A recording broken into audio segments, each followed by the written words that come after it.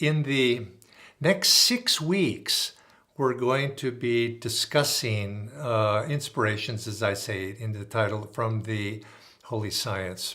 And I've been on sabbatical, you might say, from the online Ananda online for the last 3 months. And it's a joy to be with you again. And we'll continue this 6 week series at that time, after which we'll break for a little while. I'll be in India at that time. And then once I return to America, then we'll start up with another class series after that time. So welcome again to all of us to this class series. I'm glad you're with me. So let us begin. As I said, we're going to be speaking about the book, The Holy Science, that Swami Sri Yukteswar was commissioned to write by Babaji. If you remember the story, he was at the Kumbh Mela and he met Babaji there for the first time. And Babaji asked him to write to show the essential unity between religions East and West. Now that's quite a task. But he took on that task and he wrote this, what I consider a deep scripture, a scripture that is not something of, you might say, belief. It's not something based on faith. It's a direct perception of truth by a great master. And it's uncompromising in many ways because he states very deep truths, esoteric truths, and he doesn't explain tremendously. This is the facts, you could say, of how spirit descends into matter, and our individual goal as souls participate in that. And through that descent of spirit into matter, each individual soul incarnated, brought down into spirit, has a divine duty and a divine purpose in life to retrace those footsteps of reclaiming one's divinity in spirit. And he gives the steps by which this happens. Now, I will admit, and I think all of you who have read the Holy Science, and I hope all of you have, that it's a very difficult scripture to understand. But we get glimpses. There are sections of it that are less obscure, but the descent of spirit into matter is something that cannot intellectually be understood only with the mind. We have to understand it with inspiration. We have to understand it with the intuition, and we have to attune ourselves to the consciousness, you could say, to a great master such as Swami Sri Yukteswar to truly understand it. But I have read the Holy Science many times over the years. And each time I'm amazed at what I don't know, I don't understand. And I put the book aside and I come back perhaps a year, 2 years, 3 years later, and I read it again. And slowly, I begin to have a feeling for an understanding, not in its entirety. Even Master said it's very deep. He hardly understood many of the philosophical concepts that were being explained in the Holy Science, but yet you can feel the vibration, the depth of it. But what I would like to explore in this series of classes is not a book study and not going through the book, looking at trying to explain those obscure points of the descent of spirit into matter, but rather, why did Swami Sri Yukteswar write this book? What is the purpose for us? How does it have meaning for us as devotees and for us on this particular spiritual path of self-realization? And also, he does go quite clearly state certain principles of living, how to live naturally in this life, and the steps that all of us are taking on the spiritual path and moving ultimately toward our ultimate liberation as individual souls. And so as I've read this scripture over the years, I've been inspired by particular aspects of it. And those are the points that I would like to share my inspiration with what I've gleaned from this very deep book. Now, I'm not going to go step by step, by chapter in the book. And I enjoin you or ask you to read the book yourself. It's available at any most metaphysical bookstores, or you can write to Ananda Sangha, Ananda Publications, and you can order a book. And keep it on your bookshelf. It's one of those books I think you'll find that you'll take it off the bookshelf, read it, and then perhaps, that was more than I can understand, and then put it back on, and then you'll bring it down again and again. And over the years, perhaps as in my case, over the decades, slowly it becomes a very beloved companion on your bookshelf. So let's dive in. And the first question that comes to mind is Swami Sri Yukteswar starts the holy science before he gets into the very first chapter. In his introduction, he devotes most of that introduction to an explanation of the theory of yugas. And I know many of you have perhaps even gone into a study of the yugas, but certainly if you've been on this path of self-realization, a disciple of this path, you've heard of the yugas. And this tradition of the yugas is explained in amongst all of our masters by Swami Sri Yukteswar. He himself was he was a Gyan yogi par excellence, but he was also very much a Vedic astrologer as well. And so the cycles of time were something that he had studied. And he had claimed, he made the claim that the traditional understanding of the yugas as understood in India and in Vedic astrology in India is wrong. That an error had crept into the system. Now, I'm not going to explain the yuga theory in terms of the mechanics of it. And this is what I ask you to read the introduction of the Holy Science, because this is not what this class is about. I'm assuming that you have some understanding of that. And it's easily found because it's not many pages, a dozen pages or so in the introduction. But he begins his book with this introduction of the yugas to set it as a background against which he is going to then present the rest of his teachings. And if we want to understand, as I've come to realize, I wondered, at first when I read this, I saw it as something very separate. It was an anomaly, a curiosity, you might say. But as time has gone by, I began to understand that it's a very essential teaching against which we place what Swami Sri Yukteswar taught and what Paramhansa ultimately taking Sri Yukteswar's teachings and presenting them into the world.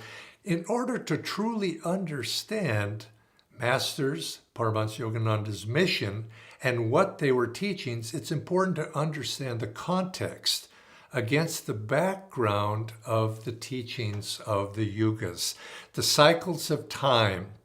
And the masters of our path, they emphasize this.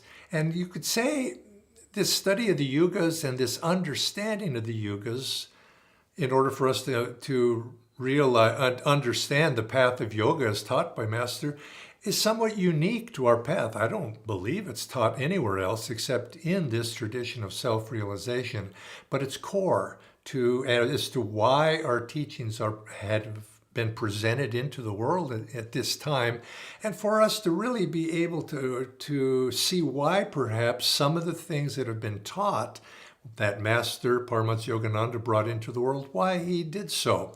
And so if we understand it in that way, we'd say, now I understand.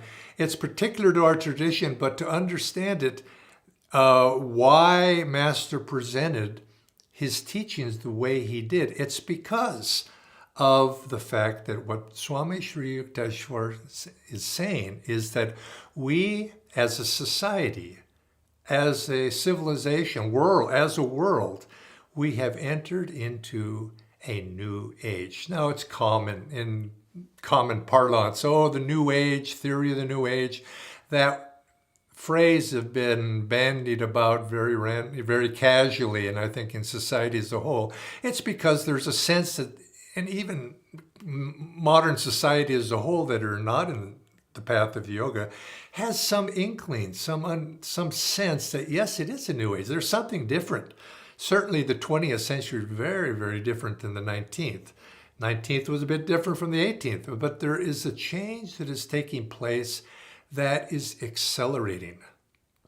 And if we look back, we can see this acceleration of change, especially within the last 3 or 4 centuries, has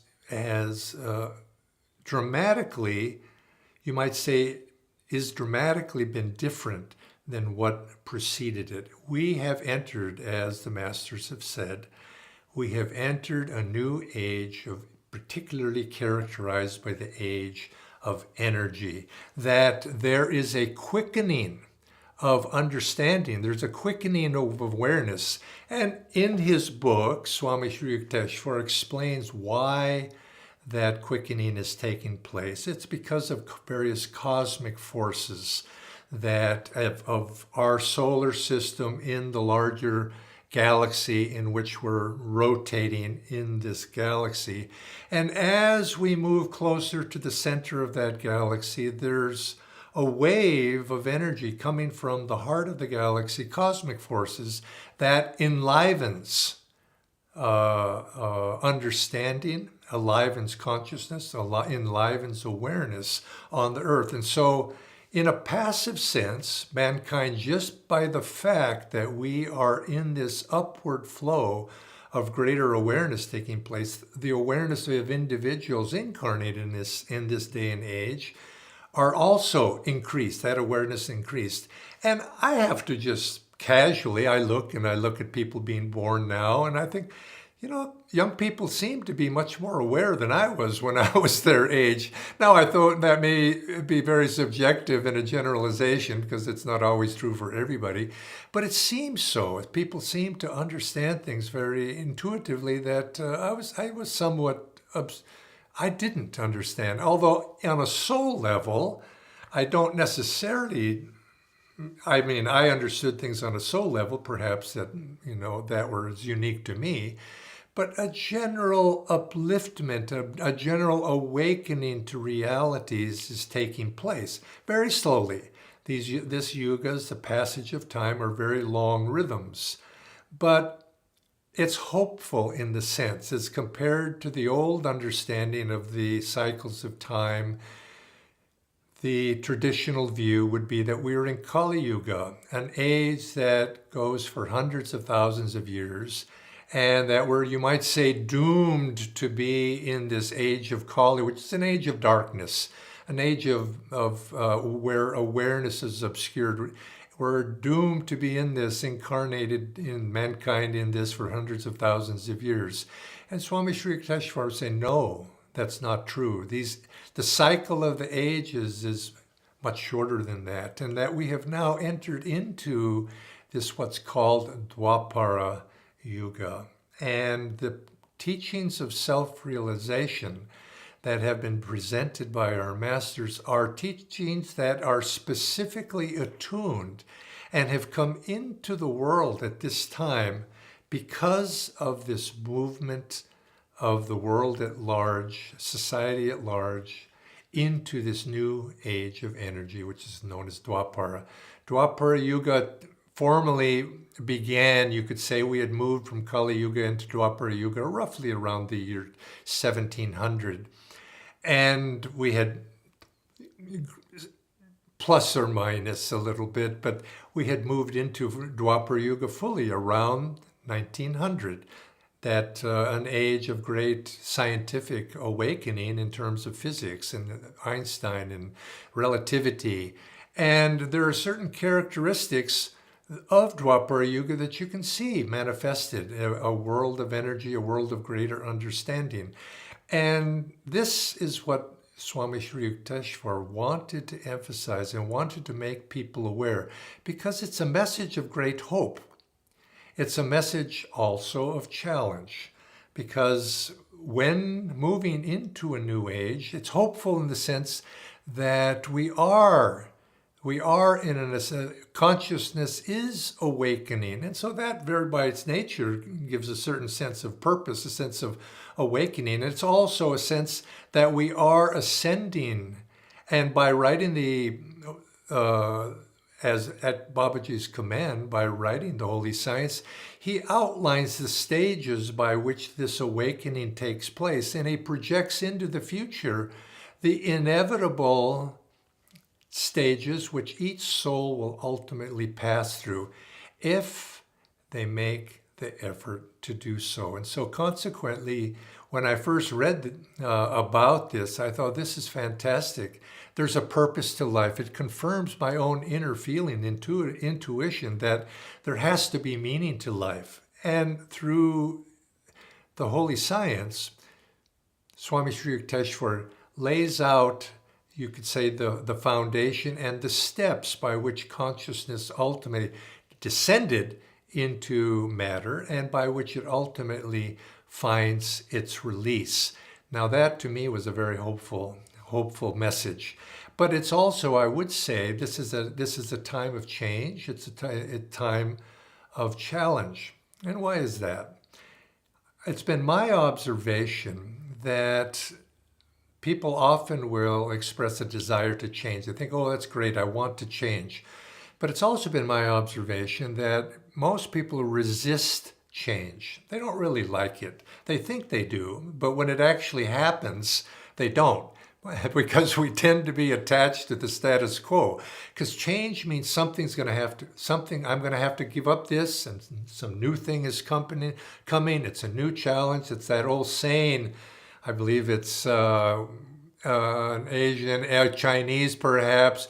It's a blessing and a curse to be born in a time of change. May you be born in a time of change, because it's opening a lot of new opportunities, but it's also a curse because we have to adapt to those changes. And to the degree that we are open to change, to the degree that we, you might say, get on board and attune ourselves with those changes, we find that our life can prosper. We find that we can find happiness in life. We can find that we can grow. But on the other hand, if we approach change as we're being uprooted, it can be very difficult because we become attached. And I think whenever you find yourself in a time of change, there's also going to be forces that resist that change. And I think this is what we are seeing in the world today. The world is changing very fast, whether mankind wants it or not. There are forces way beyond our control that are causing this to happen. And to the degree that we go with it and adapt, we can be like the surfer on the waves, riding the waves of change. But there's always going to be this resistance to it. No, I don't want to change. I want the good old days of the past. And it's threatening to us. And yes, sometimes some of the change is chaotic. And some of the change is not necessarily attuned to what is trying to happen for the future. But you have this tumult. And I think in society as a whole, we're seeing this tumult manifested right now. But the potential, I think, is very exciting for the future. And in Swami Sri Yukteswar, in his writing, he gives us a bit of a glimpse of what that change might be. He says, in the coming age of Dwapara, which you must understand, we've just entered into the very beginnings of it, and it will extend. This age of Dwapara is said to extend for about 2,000 years, 2,400 years into the future, which is quite a long time. Most people can't think nearly that much. But one little lifetime of 60, 70, 80 years is hardly a blip on the screen of that. So Dwapara in and of itself is going to take time, but life passes quite quickly. And during this time of change, we're going to see society itself under the influence of a general quickening of awareness begin to conform and express itself in new ways. He said, in the ages to come, this age of energy, mankind will become aware of subtler energies in this world and begin to harness them. Now, think of him writing this in 1894, 1895, right at the turn of the century there. Electricity was just new on the horizon. Electricity had only come into you might say, a discovery, awareness of electricity in the 100 years prior to that. So electricity had now become one of those subtle energies, which Paramhansa Yogananda said is actually, a little aside here, I once wrote Swami Kriyananda, I said, what is electricity anyway? And as he was speaking along these veins, and he said, Master Yogananda had said, electricity is the animal current of the astral world. In other words, a very low energy. It's an astral entity. It's an astral phenomena. It's not a physical phenomenon. It's an astral phenomena. And that it's the animal current, which implies that it's a very base level. Swami Shri Yukteswar said that during the coming millennia, we'll become familiar with deeper realities of energy. Perhaps he was speaking of pranic forces that we will become aware of and be able to manipulate. That technology, of course, will become much more subtle an understanding, less gross. Think of medicine. Think of a medicine of 100 years ago in the 19th century medicine, very crude. Think of medicine in the 20th century. We think of it as very, very modern. But think of what it might be 100 years from now, 200 years from now, much more refined than it is now. Looking back on today, it's going to seem today's approach to medicine is going to be considered very crude. And so you're going to find in science and technology a much more refinement taking place. It's going to be less matter-based. If you look, one of the qualities of Kali Yuga is it's very materialistic in terms of matter and form. Energy, you could say, is a higher expression. So it's a more subtle, it's flowing, it's creative. And so you're going to find that things are going to shift in the technological world, in the scientific world, but also in you could say sociologically as well as politically. You're going to see these changes begin to take place. Master Paramhansa Yogananda, he said that in the age to come, there's going to be the boundaries between countries will begin to dissolve. Instead of thinking of ourselves as separate races, separate nations, separate languages, separate cultures, we're going to see ourselves as more of a one world, expressed in many different ways. The unity underneath will come to the forefront, whereas the divisiveness that we see now expressed will begin to recede. And again, these forces you could see very subtly are taking place even in the political world now. And at the same time, as you find these manifesting the inevitability of that in the future, it breeds resistance to it. And inevitably, that resistance may manifest itself as warfare even, because although Dwapara Yuga is a more refined age than the age of Kali from which we've come out of, it's not in itself a highest age. It's a restless stage. It's an age of energy, and energy can be expressed outwardly in a negative way as well. And so, especially in the time of tumult, of passage from one age to the next, it could be very difficult times perhaps we could go through. But inevitably there is a direction to this at this particular time in history, an upward movement to greater awareness, ultimately bringing about a sense of unity. And every age needs a particular, this is going to threaten religion. Yeah, I think you could see traditional religion seems to be somewhat, resistant to these sorts of change. This too, the forces will impel religion itself to change and the approach to religion. Swami Shri Yukteswar said this is one of the reasons why Kriya Yoga is being introduced in the world at this time. He said every age needs a sadhana that's particularly helpful to that age. And in the age of in Kali, the particular sadhanas that was available to people were faith, belief, scripture, ritual, and these served very well, but they are not adequate to really satisfy the spiritual longings of people in the next age, this age of Dwapara. This being an age of energy is an age where, and it's a scientific age, an age where humans want experience. They don't just want to believe, they want to experience something for themselves. And so Kriya Yoga has been brought by our masters, by our traditions, as a sadhana for this age of Kali Yuga, because it's based upon the science of energy, energy in the yogic world, the prana, the movement of prana within the body. So Kriya is appropriate for this age. So again, this understanding of the yugas, of why our teachings are being presented in the way they are. Why did Master emphasize the energization exercises?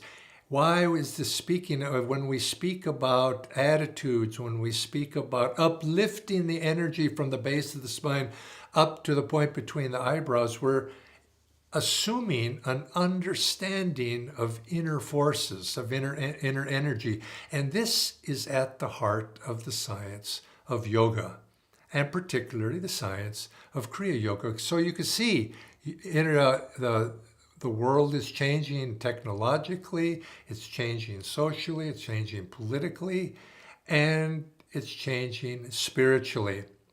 And, you could, I think as people come into, people are drawn into an age, you could say people incarnate into an age that is attuned to their own consciousness. I remember thinking about this, and this is a little bit of an aside. I was thinking, oh, this is great, and maybe my next life I'll come back and I'll be able to enjoy the benefits of a higher age, and then again and again. Now that was making an assumption that I'm going to come back into this higher age, and many people think that way, but that's not necessarily so. We come back into an age that is attuned for our own benefit to be able to spiritually grow. And there are many people who maintain if one maintains a Kali Yuga mentality of an attachment to form, an attachment to, you might say, the human body, or those aspects of human consciousness that are gross and material, one is reborn into a world that expresses those. We think that this is the only world, and Paramhansa Yogananda emphasized to Swami Kriyananda. He says there are many worlds into which a soul can be reborn, and we are reborn into a world that is in tune with our consciousness. So just because we're on the earth at this particular time in space and cosmic time doesn't mean we're necessarily going to come back here. But those who are attuned to a higher state of consciousness will be born into a higher state of consciousness. And in every age, there are people who express Kali Yuga tendencies, and in every age, there are those who express Treta and Satya Yuga tendencies as well. It's a spectrum, but the predominant feature of this coming 1,000, 2,000, 2,400 years will be those people who are in tune with this age of energy of Dwapara. Now, I've said that this Dwapara Yuga is an age of energy. It's also, on a spiritual level, in terms of human growth, it's also an age of ego. It's an egoic age. It's an age of, and we might think, well, that doesn't sound like it's a very high age, but actually we have to remember that ego is friend and foe. And you could say it's an age of self-will. The ego in Dwapara Yuga is energized, whereas in the ego in Kali Yuga was constrained. Society itself, the way it was, self-expression was constrained. There was dynastic control. Individual freedoms were constrained. Monarchy, hereditary, military control, power of the state over the individual. But I think we're going to see, and it's starting to happen already in the last couple centuries, those old forms are being washed away. It's very interesting. Master was born, came in the very first half and lived his life in the first half of the 20th century, a time of tremendous change. You might say colonialism was, when he came in to this life as Paramhansa Yogananda, as Yogananda, Mukunda Lal Ghosh, India was a colony of a great empire. By the time he passed, that colonialism as a way of international life, as a way of international relations, had completely disappeared. A social structure that had existed for centuries was gone during his lifetime. And expressed on the individual level, the constraints that people were under. Think of slavery was accepted up until not very long ago. The individual was constrained. And we still have elements of this, of course. We're not completely free of Kali Yuga. You might say, although we're in the age of Dwapara, our social memory reaches back into the ages that preceded us, which were actually a little bit darkened by Kali Yuga. So we take those memories and these new things coming in, we sometimes try to fit them into an old mold. But as time goes by in one generation and as the next succeeds one after the other, they no longer fit. And so as I was saying, this is an age where the individual in many ways has been released from those constraints. You could say the ego has been released. Now, newfound freedom is not necessarily expressed in the highest way. And so you see the individual ego, the individual freedom that people in modern society they aspire to. Nobody wants to be bound any longer. That's an old social form. They don't necessarily express that freedom in the highest way. So the ego, you could say, is released from the chains of bondage in the past, but it's not necessarily enlightened.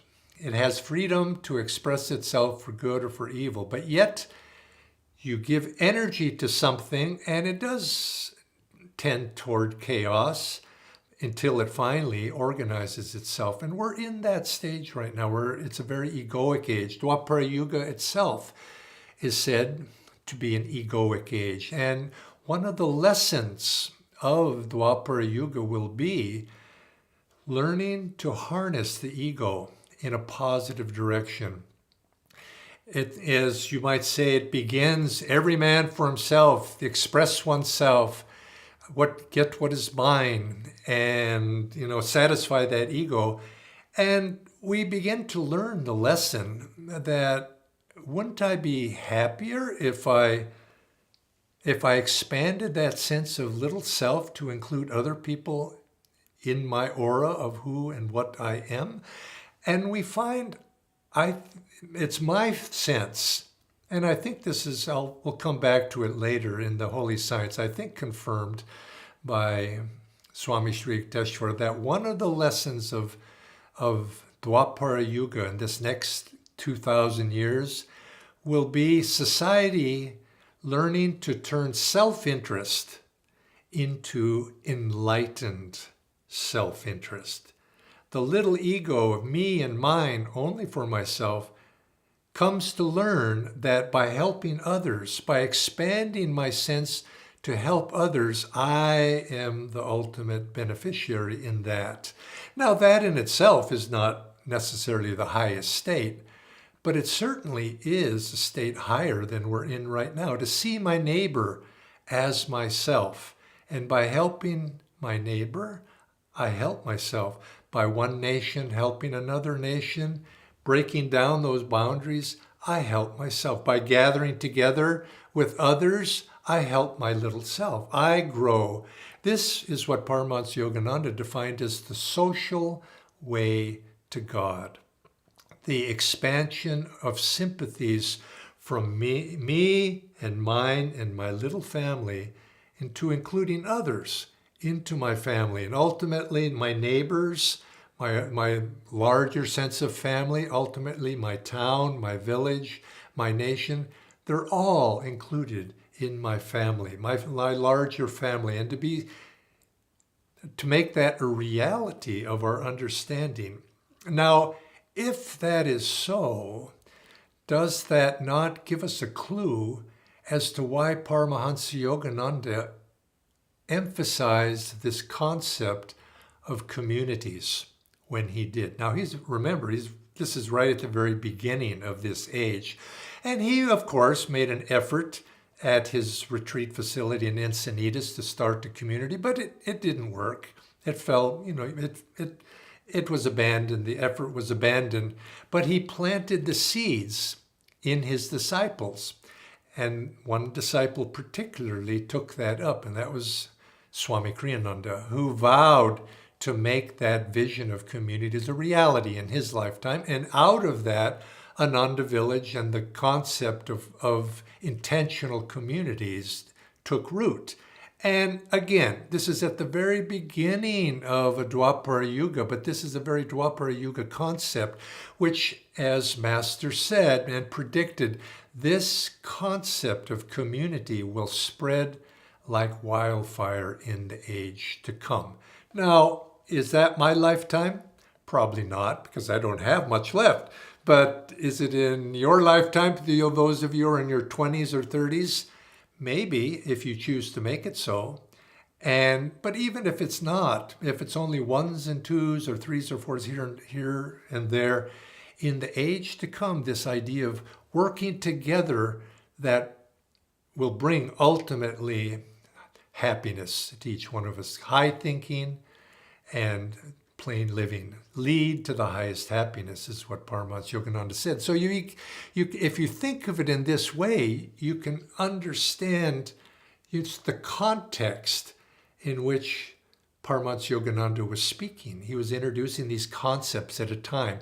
And as I said earlier, I find this book to be a great hope, because there is a directional purpose, a positive upward in terms of greater awareness, greater expansion of consciousness taking place. And we begin by studying the holy science, we begin to see our place in this unfoldment of consciousness. This, you might say, we get more of a cosmic view of what is taking place here in this larger world mission that is taking place. A new sadhana has come in, a new ways of relating to people have come in. Religion itself is expressing itself in new ways, and belief instead of, or experience instead of belief is coming.